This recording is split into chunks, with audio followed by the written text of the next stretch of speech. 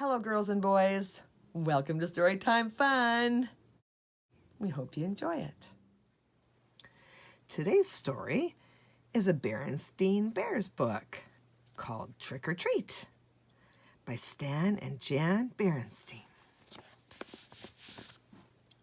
The sights and sounds of autumn were all around as Mama Bear pushed her shopping cart along the path that led to the Bear family's treehouse. The trees and shrubs were ablaze with color. Farmer Ben's pumpkins stood bright orange in the October sun. The crows cawed noisily as they searched the stubble for bits of corn. Wild geese in great V formations honked high in the sky as they flew south. But the surest sign of the season was inside the treehouse, hiding behind Papa Bear's easy chair. It was Brother Bear, waiting to try out his Halloween costume on Mama. It wasn't Halloween yet, but brother and sister couldn't wait to try on their new costumes. Sister was going to be a beautiful ballerina. Well, what do you think? She asked, taking the third position. Shh, said Brother. Mama's coming. Brother had chosen to be a spooky monster on Halloween. He had bought the spookiest monster mask he could find, and Mama made the rest of the costume. Boo! He shouted as Mama came in with the groceries. Help! A monster! She cried, pretending to be frightened. It's only me, Mama, he said, showing his face. So it is, said Mama.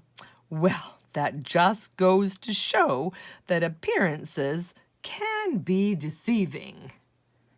Appearances can be deceiving? What's that mean? Asked Sister.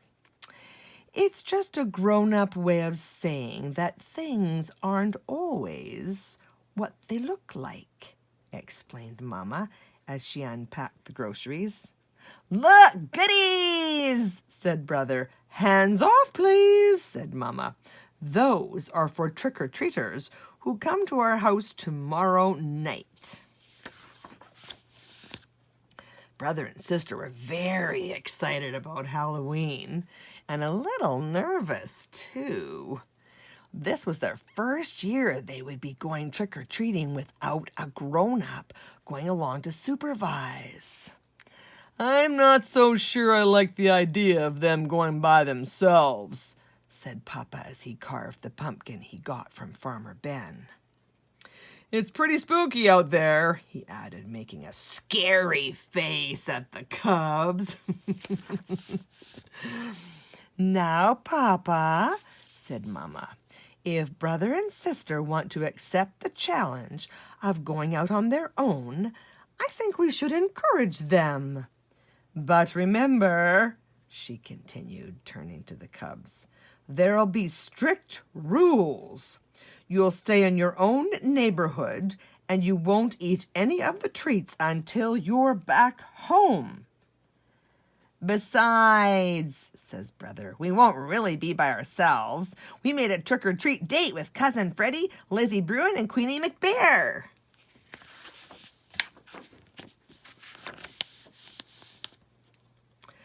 There, said Papa, putting the finishing touches on the jack-o'-lantern, and then he lit a candle inside it and turned out all the lights. It was pretty scary. The next day, Brother and Sister began planning the trick-or-treat route they'd follow that night. Brother got a pencil and paper and made a map of the neighborhood.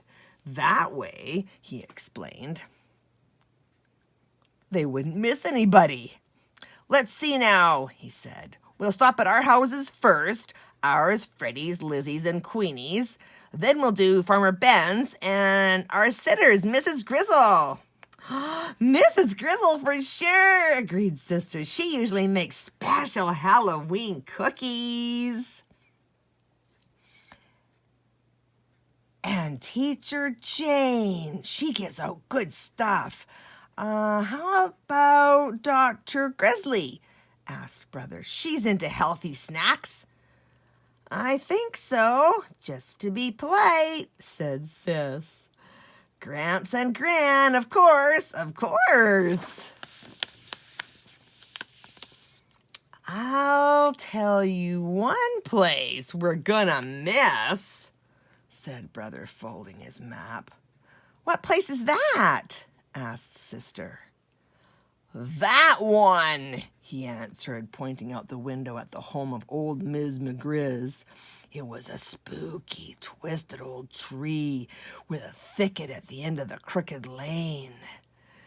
We're definitely not going there, he added with a shiver. Why ever not? Asked Mama, who was listening. Why not? Said the cubs. Because she's a witch, that's why not. What utter nonsense, protested Mama. True, Miss McGriz is old and bent and rather forbidding looking, but I can assure you she's a perfectly nice person. But the cubs didn't believe her, not for a minute. They knew better.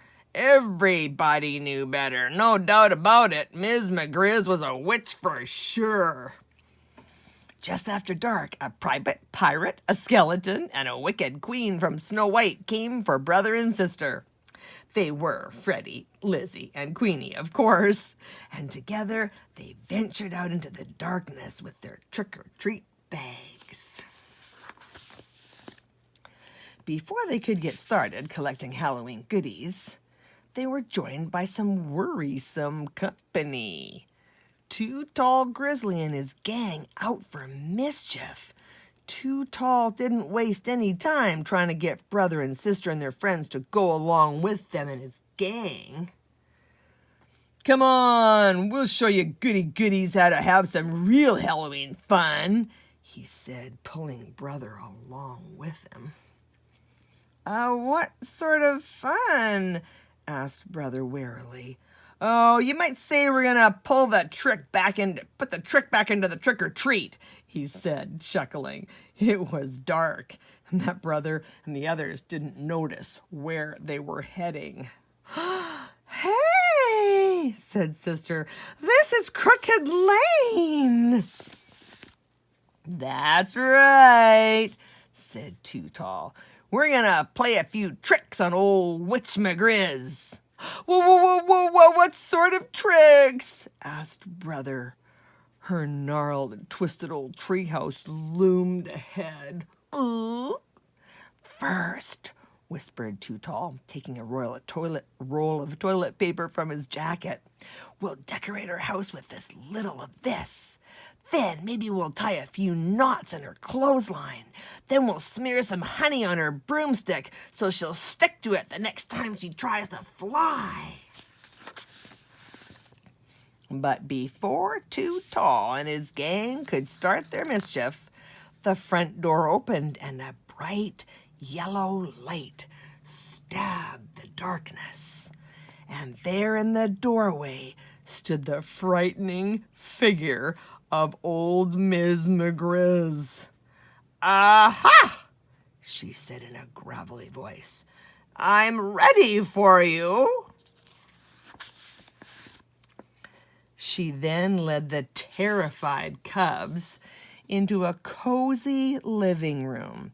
To their great surprise, there was a big tray of beautiful candy apples, all prepared for Halloween visitors. Mama was right, whispered Sister to Brother. Miss McGriz really is a sweet, kind old person. The cubs thanked her for the beautiful apples and went about the rest of their trick-or-treat business. Later that evening, Brother and Sister were at home looking over all the treats they had collected.